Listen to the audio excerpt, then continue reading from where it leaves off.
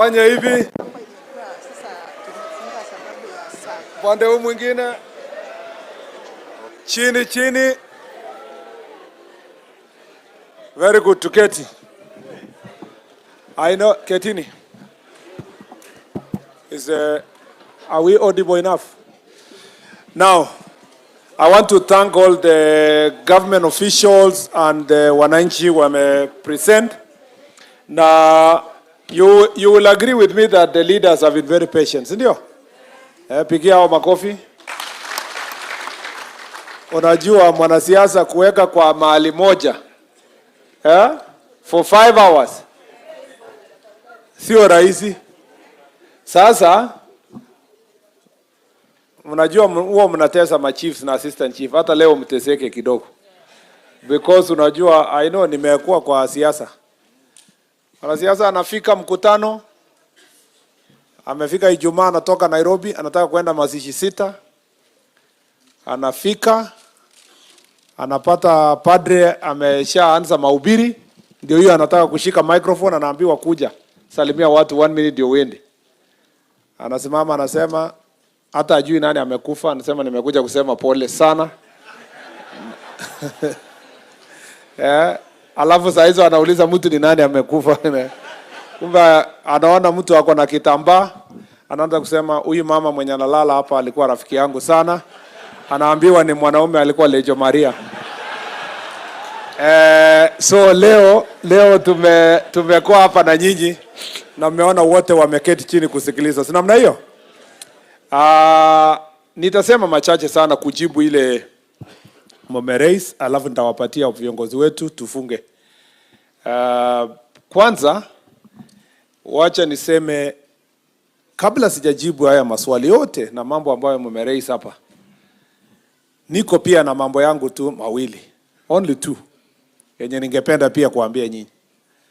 Number 1, mimi nataka niwakumbushe ya kwamba tuko hapa kama ma chief, assistant chief, OCSs na viongozi wenu wote, tukiwa watu wachache sana katika Kenya ambao wako na bahati kuwa na kazi.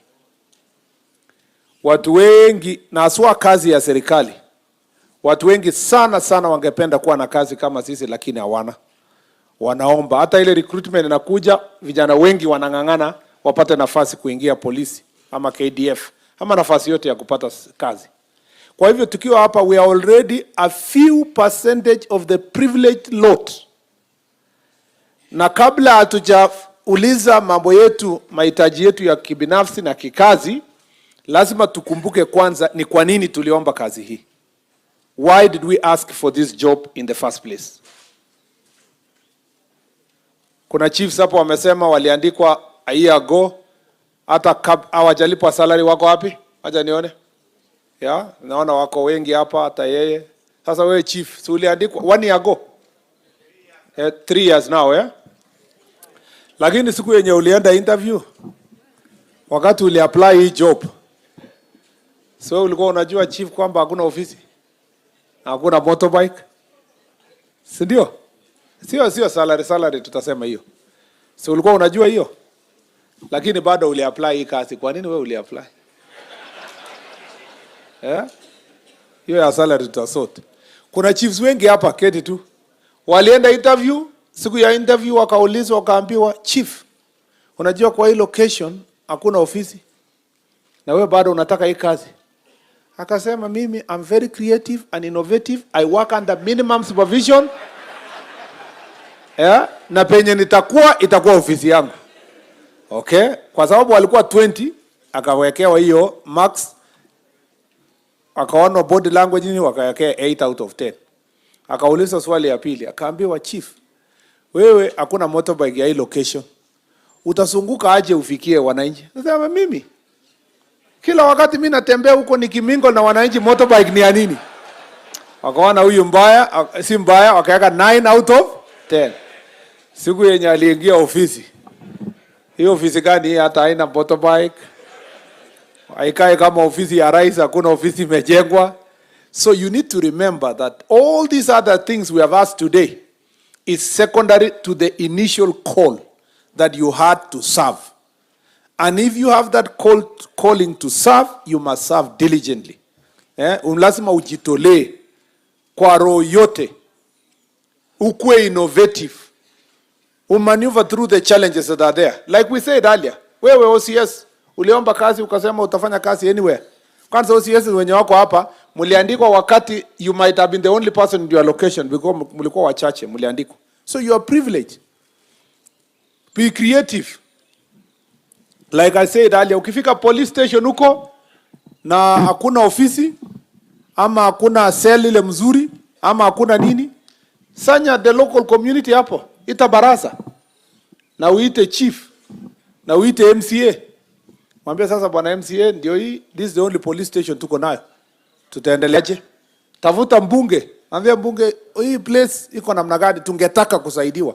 Don't go and sit there and say, si watu shauri yao, wacha nipitishe masaa zangu sikwende, alafu nisonge. Remember, the position you hold at the moment, you are a leader. You are already a leader.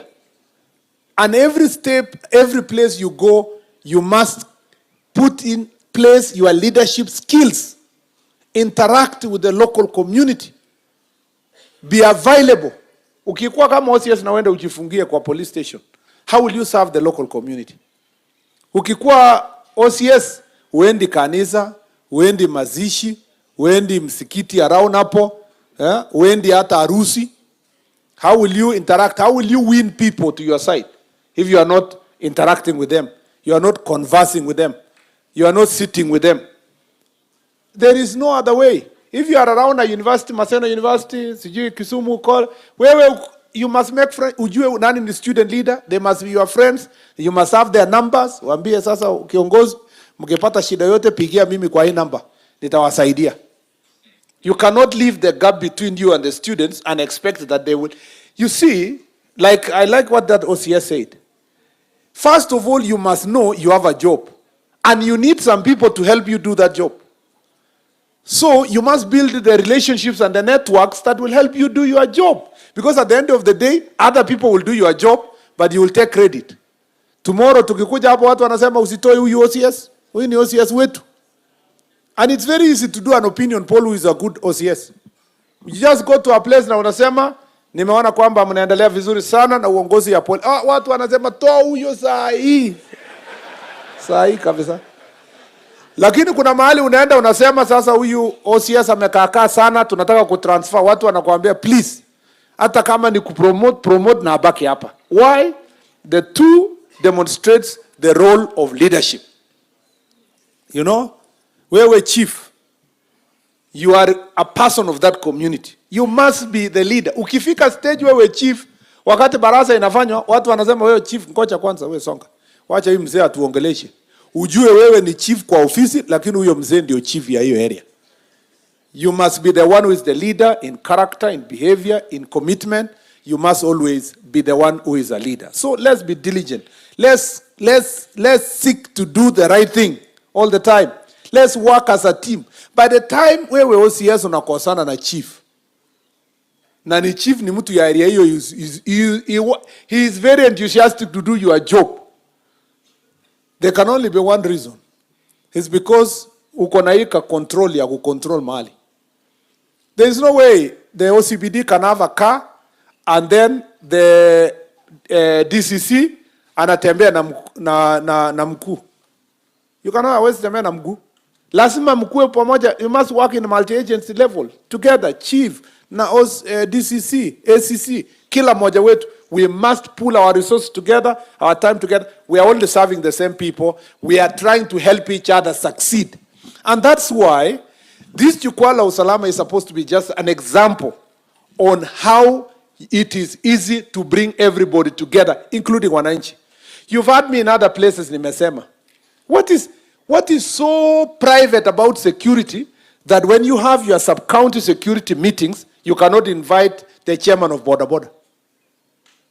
What is so private about security that when you have sub-county security meeting, you cannot invite leaders of students? We have said incorporate business community, leaders of Boda, leaders of Matatu, chief persons who are leading student leaders in the university and dean of students. Invite them, have a meeting at least once a month.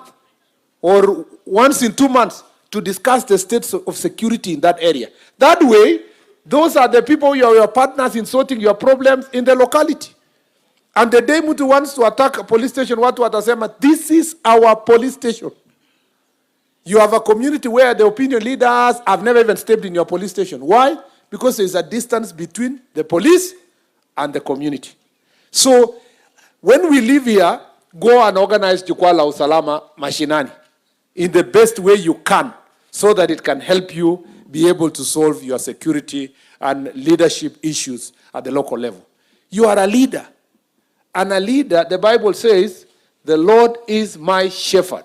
A leader is a shepherd.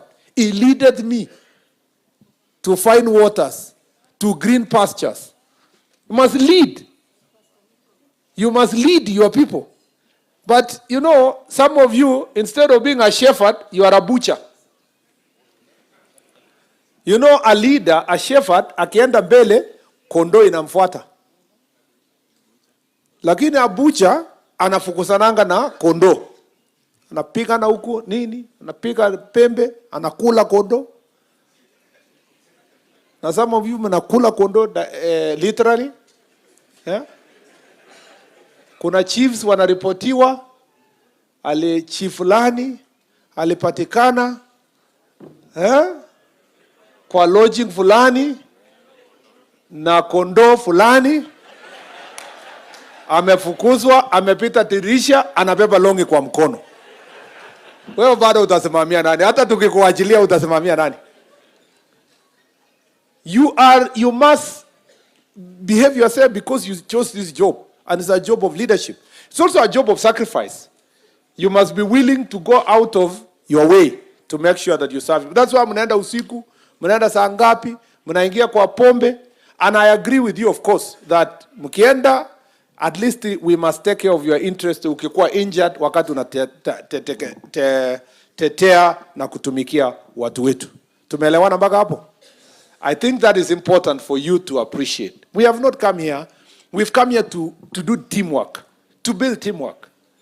Even us at the ministry there, if we sit there and say, mimi ni bwana mkubwa, nitakuwa nakaa Harambee House, story nitolewe, nisikie, nisome report, nipige simu tena, niambie county commissioner shauri yako, the work will not be done. That's why we are coming to sit with you like this. So that tuonane uso na uso, tujue hii waziri ni nani. Na is he willing to listen to our issues? Huyu PS ni nani? And so forth and so forth. The same to county commissioner, regional commissioner. You must have teamwork. You must. Sasa ukijifungia Kisumu hapa, madam commissioner, RC, itakuwa makosa. You have to go Barasa huko, uende Sondu, uende wapi, uende huko Highland. That is what it is. You know, thank you very much. Hata kama ni kuomba mtu lift, it's okay. Wakati imekwama unasukuma, hata kama ni ya kusukuma usukumiwe na vijana. Wakati hii procurement inaendelea, wewe unasonga. We must always realize that it's such a privilege to serve. And some of these jobs are temporary. Yeah? There reaches a time you are not in that office. You must leave a mark that people can remember. Number 2, we must confront the demon called corruption. We must face it head on. You see, because hapa watu wanajua tuko hapa na tukiwa hivi ni serikali. So you are the face of government. Why people think kabisa, why even they are rating us the highest in corruption? It's because we are distributed the lowest level in the community and we are providing essential services for the safety of the citizens. So any action that is around corruption, umechukua pesa ya mtu ya matatu, umenyang'anya mtu ya bodaboda. Mtu ya bodaboda, by the way, bodaboda hata sio yake. Kuna mtu amenunua bodaboda, amepatia kijana run na anamwambia kila jioni unanipatia shilingi 500. Miangapi? 300 Inakuwa ngapi? 300. So, huyo ametengeneza 400 kwa siku. Polisi amechukua 200. Ikabaki ngapi? 200. Huwezi pelekea hata mwenye bodaboda. Just imagine the kind of anger that lives in the society because of that corruption. Someone will go out of their way. Akisikia police station achomwa, atakuwa wa kwanza kuwa mbele kuchoma police station. Because anaona that is the center of his entire problems. Ukweli ama sio kweli? Wewe chief, ukiwa hapa community, there is a lot of work you do on succession. Unasaidia families on matter succession. Kwa sababu ya pesa kidogo unataka, unaandikia family yenye iko na pesa, maybe it is polygamous family, una favor one, unawacha nyingine. You create despondency in the community. And you know, watu hawaongee kuhusu chief because chief apikiwe kura, hawaongee kuhusu OCS. Hiyo enga inakuwa transferred to nani? To the president. It's in the office of the president. So siku ya campaign watu wanasema hii serikali ni corrupt. Hata hawajawahi kutana na president ama minister, wanajua tu ni chief na OCS ndio wametumaliza hapa. This is the most corrupt government. So we have to deal with this issue. Now we must respect ourselves. Because sasa wewe unachukua pesa, nilikuwa nauliza base commander mwingine. Akasema saa zingine wanaangusha tu kwa dirisha. Ati watu wa matatu wanaangushia hapo. So wakishaenda tunaona kuna kashilingi ilikuwa hapo, ati unachukua unaweka tena anaenda anaangusha. Lakini ni hatari sana. Let me tell you. Yeah? Let me tell you, wapi base commander, hukusema hiyo maneno leo, lakini hii unajua wote hii watu yote ni corrupt, lakini sasa yenye watu wanaonanga ni kwa barabara because watu wengi wanatembea. So huyo mtu ya unaona mtu anasimama hivi anaangalia, hata mtu ya matatu anajua tu conductor, anajua tu hakuna kitu anaona. Anaangalia hapo mbele ati anaona insurance na hakuna, anaona hapo na anaenda kuona insurance nyingine kwa nyuma na hakuna insurance inawekwa nyuma. So wakati anapiga kona hivi hapo ndio anasalimiana wakipitana na conductor. Labda unaona tu kari na gongo pap anaenda na mkono haibaki hivyo, inaenda kwanza hapa alafu inarudi tena ndio isimamishe gari nyingine. Please guys, we must deal with this issue. And I'm not saying that the traffic people are not doing a good job. They are doing a very good job. There is a lot of work they do. They deal with accident scenes. They go to court. They process many things. They are the ones who help you, even for you to be able to claim for insurance and so forth. Like in the few instances where we are collecting money is messing up our sector. And that is the same to us in the ministry, and that is the same to yourselves. If we have to provide leadership, we must deal with matters corruption. Now, on the issues of this county, first, tumeongea hapa mambo ya goons, gangs, and so forth. And the teacher has spoken very well, the leader of the border sector. We respect the border sector. We definitely respect the border sector. Transport officers, yeah, in the border sector, yeah. We respect them very much. I was in transport, and I'm the one who gazetted the county security, county transport committees, and the whole plan was to find a way of regulating the border sector and self-regulation. Yeah, we also respect our young people because they are looking for jobs. They are trying to get jobs, but in the process, we should not allow either border or young people who are not in the border sector to organize themselves into criminals who are terrorizing wananchi. And the only way we are going to be able to solve this issue is to have honest, candid conversation at the grassroots level.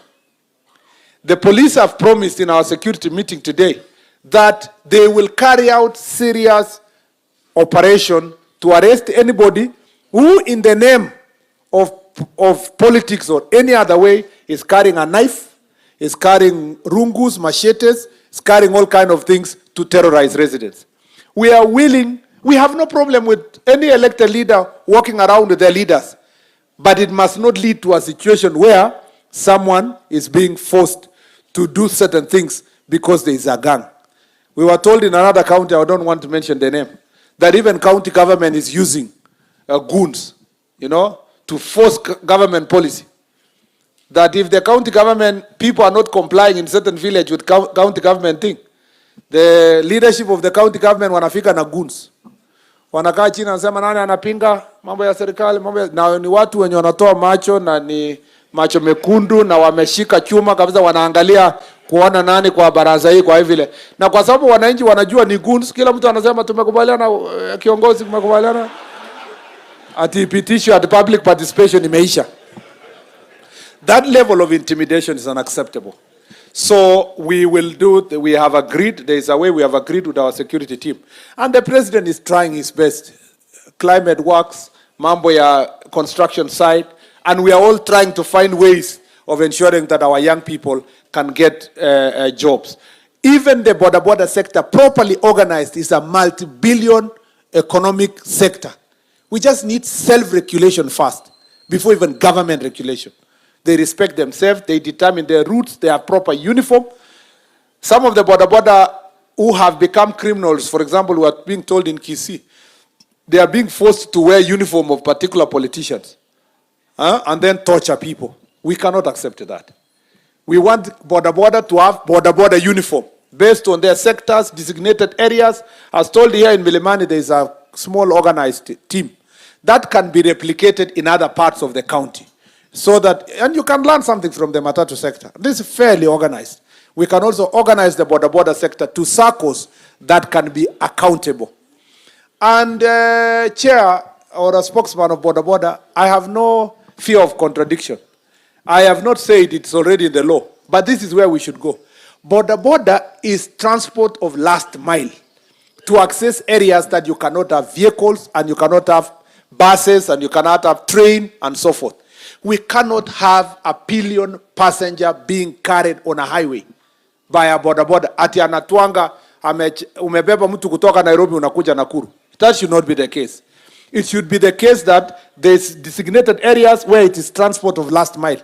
We are losing so many people in highways, including in Nairobi, you know, because of border. I don't know the statistics in here in Nakuru, in Kisumu, but in Nairobi, especially in the dual carriage areas and so forth, you have many of the pillion passengers being losing their lives because of that. There must be designated areas, and then but that will come with the rules and the regulations that you are dealing with. And this conversation, if city center is also for county government to decide, even if they are coming to city center, to which part of the city center, and how will it make sure that there is sanity and order in the transport sector. Or number two is sexual and gender-based violence. As I said earlier, this is very prevalent here. We are 36%, national average is 32%. But also sexual and gender-based violence is a crisis in the country, not just one county. I am happy with the chief who said part of the reasons why in some counties it's being reported more than others is because of the proactiveness of the chiefs to make sure that these issues are reported. We should not shy away from reporting, trying to reduce the statistics. No. Let us report. But it's not enough to report. Let us also make sure that it's reported and these people, statements are recorded by DCI and they are sent to the DPP and they are charged in a court of law. The judiciary, I must defend the judiciary. The judiciary is fairly sympathetic to solving cases of sexual and gender-based violence. Unlike in alcohol and goons, the judiciary is more sympathetic in dealing with these issues. So we need to just do proper investigation and make sure that the characters are presented before court so that we can be able to deal with these issues.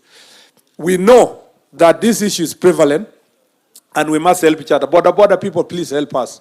Help us deal and protect with our young people. In Kisii County, for example, it's being told that children are being forced to go to school very early in the morning. That should not be the case. The schools know that the rules are such that schools should only expect the children at about 7 a.m. This thing of getting children to walk at about 5 in the morning and they are not being escorted by anybody in dark areas are things that we must deal with. Lighting is also, in these places, is also perpetuating crime. And county government, let's work together to make sure that we install more lights that can help people to work in an environment that is safe and secure. The other issue is about our lake. You know, our lake here is our lake is also our border. Yeah, our lake is also our border. And we know there are certain things we have agreed we need to do in our security meeting in the morning. First, we need to increase government presence, border patrol unit presence in a number of places. And immediately within a month or so, we have agreed with the IG that we must have a presence in Mangeta, Ringiti, and Sori to add to the places where we have. I think those are places. Thank you, DIG. We must increase our presence there so that we have proper enforcement to protect our country, but also to protect our fishermen. We have also agreed that in our modernization program, we are working on procuring more boats and more equipment that will help Coast Guard and the Border Patrol Unit to make sure that they patrol our lakes. This is the case in Lake Victoria, as is the case in Lake Turkana, where we have a similar problem. As I told you earlier, in Lake Turkana, the fish is breeding is happening in Ethiopia, and the fish come to Kenya. It becomes a cause of conflict. In Lake Victoria, breeding is happening in Kenya, and the fish is swimming across. And since the fish does not have, they are fish without border, and we cannot give them passports, and we cannot tag them, there is no other way we will work. We must work in a coordinated manner as the three countries. In this lake, the president had a meeting with President Museveni, and I was in that meeting, and it was agreed that through the joint agreement and the Two Nations Commission, Joint Commission, we are going to have a framework of joint exploitation of fish resources in this lake so that we reduce the problem. I also had a very good proposal from the county security team in the morning that we might need to have a liaison officer from Uganda based here in Kisumu, and we have also a liaison officer from Kenya based on the other side, so that when issues come up, we quickly trash them and resolve those issues. The land issues, I have heard you. We are going to engage the lands ministry to also deal with their issues of corruption. As we deal with ours on this side, that lands ministry also must deal with corruption issues. On border security, I've heard you. The border on the side of Kericho has one chief corresponding with 4 chiefs on this other side. So we must implement the administrative units on the other side to assist us. And also the NCIC has done a good job in the past. We want them to do even more. And we want to come and complete a peace process that was going on to put together the peace committees from the 2 counties so that we can ensure that the relationship is built between the 2 counties. And it should not depend on political goodwill. It must be a process that brings together everybody. I think those are some of the key issues in this county. Now, on your welfare, I will run through the welfare issues very quickly. Number 1, you have asked issues of mobility. Vehicles is a problem, and I agree. The last procurement was done in 2013. At that moment, we have a shortage of a good critical number of vehicles that we need. The leasing program is being worked out, and that leasing program, at the moment, PS is here, and the PS Treasury, they are working on something between the 2 ministries. We hope that we can get the leasing program go on. We are targeting about 3,000 cars. We are hoping we will close in before October, but it looks like it might drag on up to December. We are hoping that we can have the vehicles leased so that we can supply to yourselves. We have a problem, and it is a real problem, a real problem. And it is not confined to Kisumu. Most of our police stations, most of our counties do not have vehicles, or almost all, at least have critical problems in a number of the police stations. I know also the SCCs are the most affected. They are the ones who have no single cars. The SCCs who are here. Yeah? Madam SCC, where are you? Yeah? Sometimes you have to go with border, right? Yeah? Yeah. You have to work with OCS to help you. But where there is none, unatumia boda. Absolutely, Mheshimiwa. Yeah, thank you very much. Unaona huyo SCC sasa anapanda boda. Yeah? Akienda kazi. Alafu msee wa boda anamwambia shika vizuri. Yeah? Na akikataa kushika vizuri anaenda mbio na kufunga break. So the SCC has no choice. Yeah? So lazima tuchunge this situation that we have.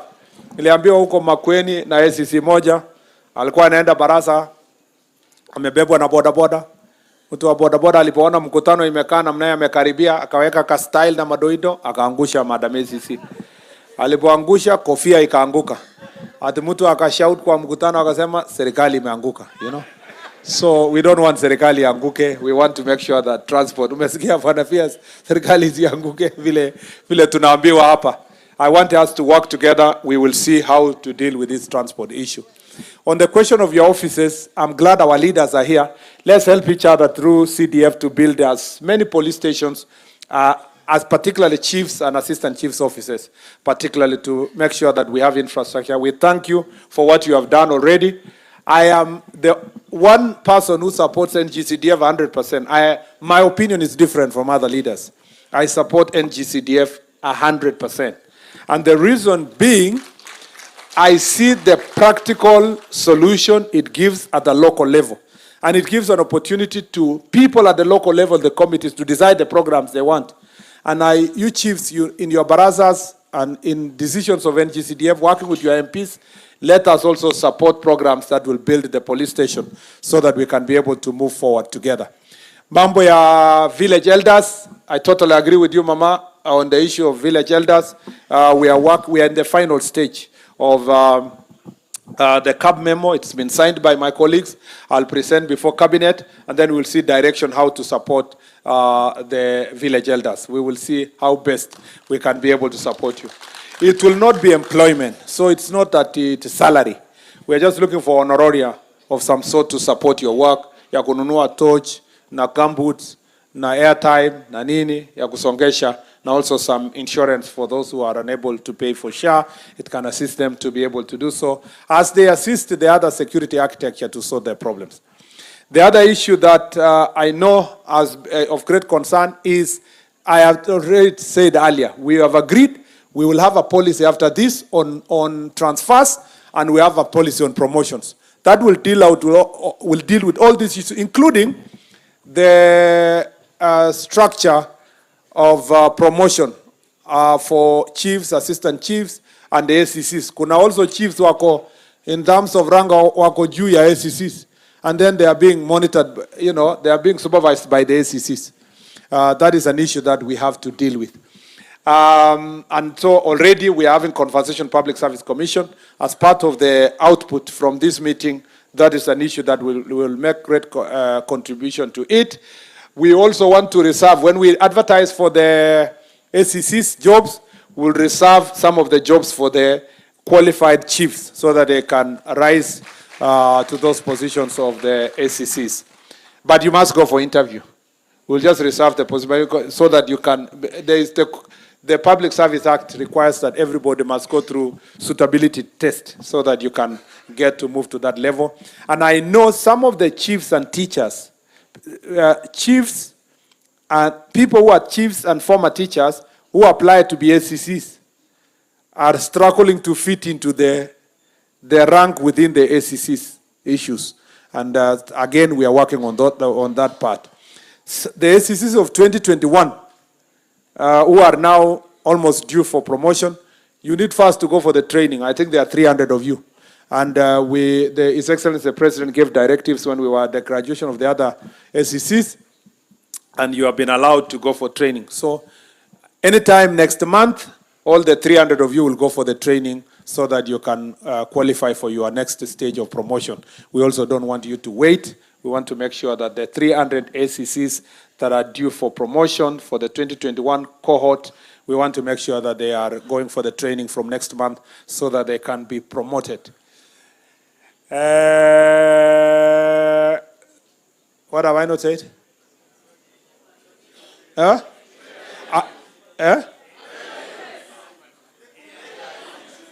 The question of AIE.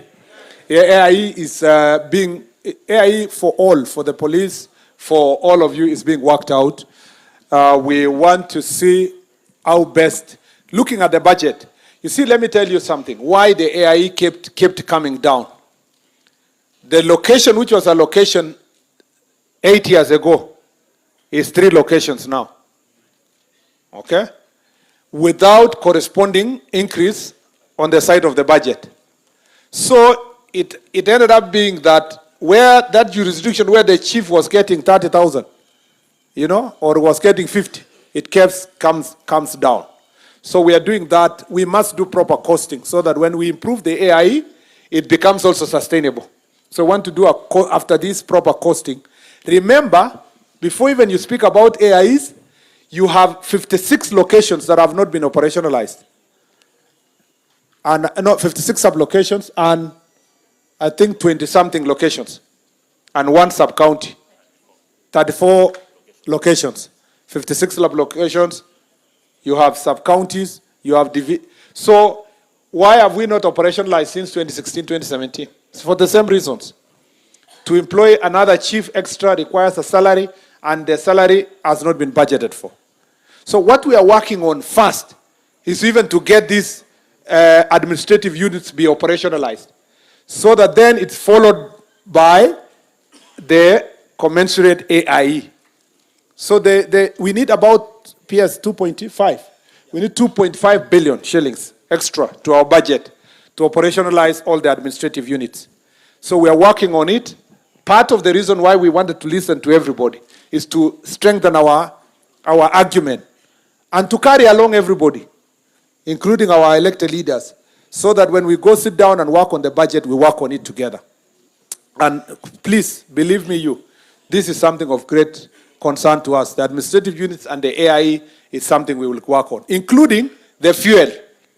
As I said, one of the biggest challenges with the police officers who have the vehicles is that they don't have the fuel, for the simple reason that their allocation is 450 liters per car.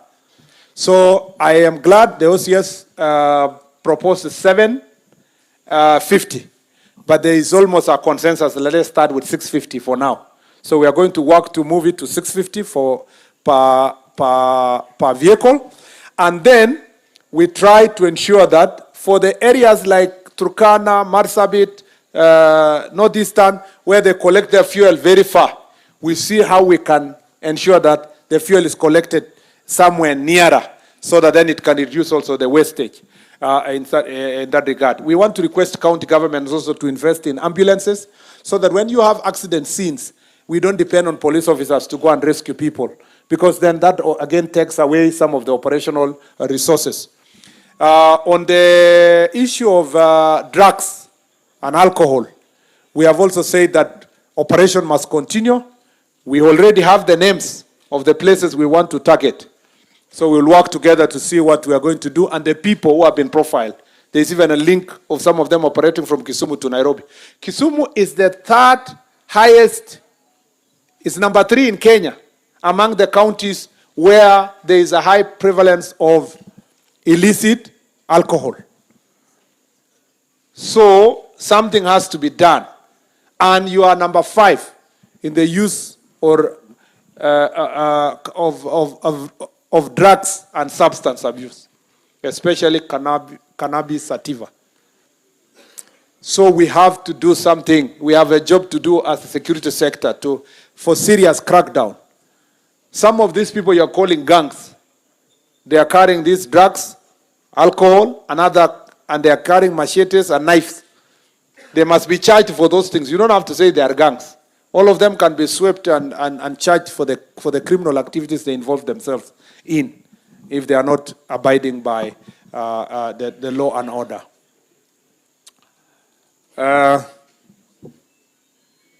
You have so many other things. I was trying to summarize them so that I don't have to read each one of them. But it looks like you want to sleep inside this tent.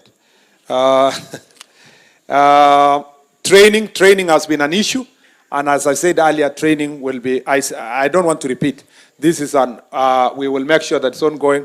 And that's why 60-something number of chiefs are leaving tomorrow for the training. And by December, we'll have completed the training for all the chiefs, among other issues.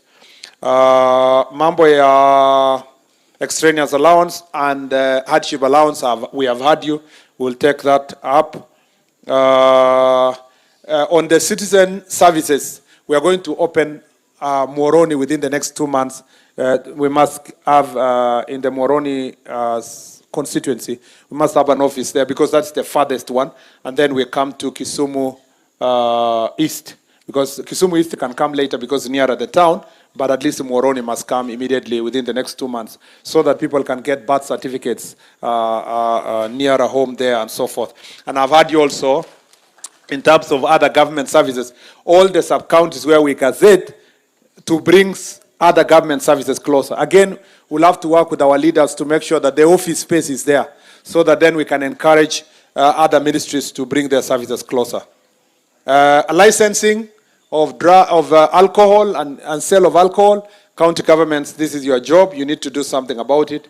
We'll roll out Ngapu soon after we have initiated this,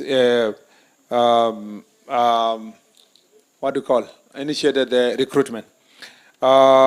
Stock theft, again, we have agreed with the security sector what to do.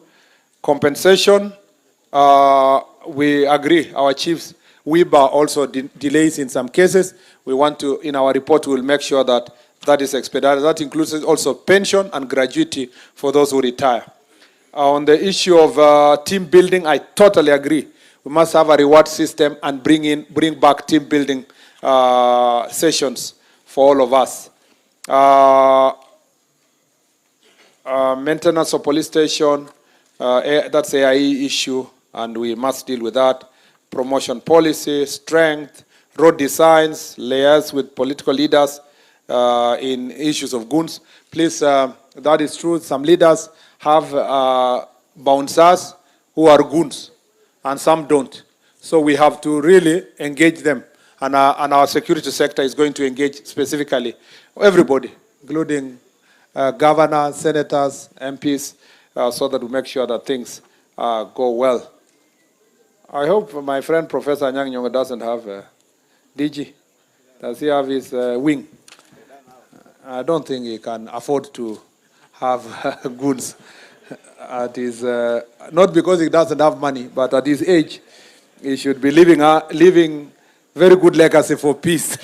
And I believe he does so. Yeah, so we make sure that we work together to sort out these issues.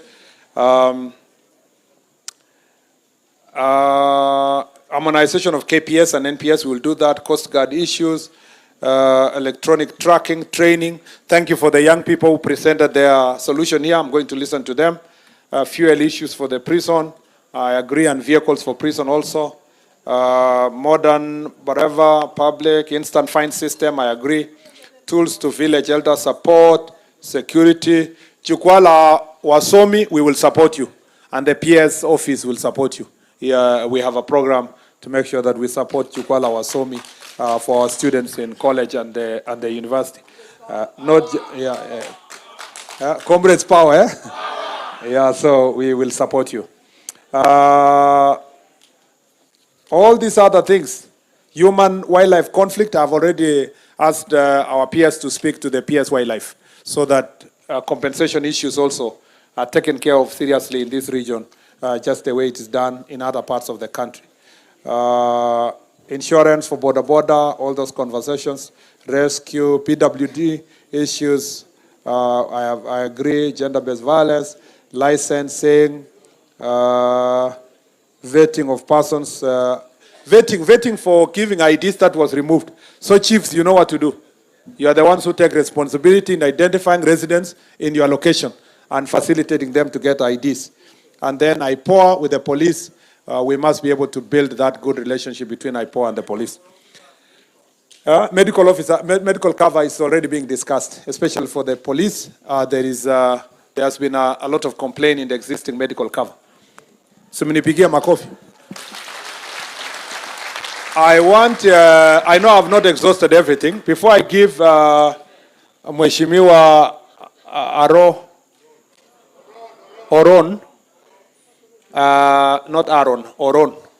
Before I give him the mic to come and invite, actually before I give the speaker to recognize the MCAs and then say a few words and then invite the MP, let me take this opportunity to invite our PS. You know PS Raymond Omolo? Mchapakazi. Yeah? Adi? Okay, what assume? Yeah. You know, we work together as a ministry. This teamwork, we are trying to push you to work together. Even us at the ministry level, we work together seamlessly.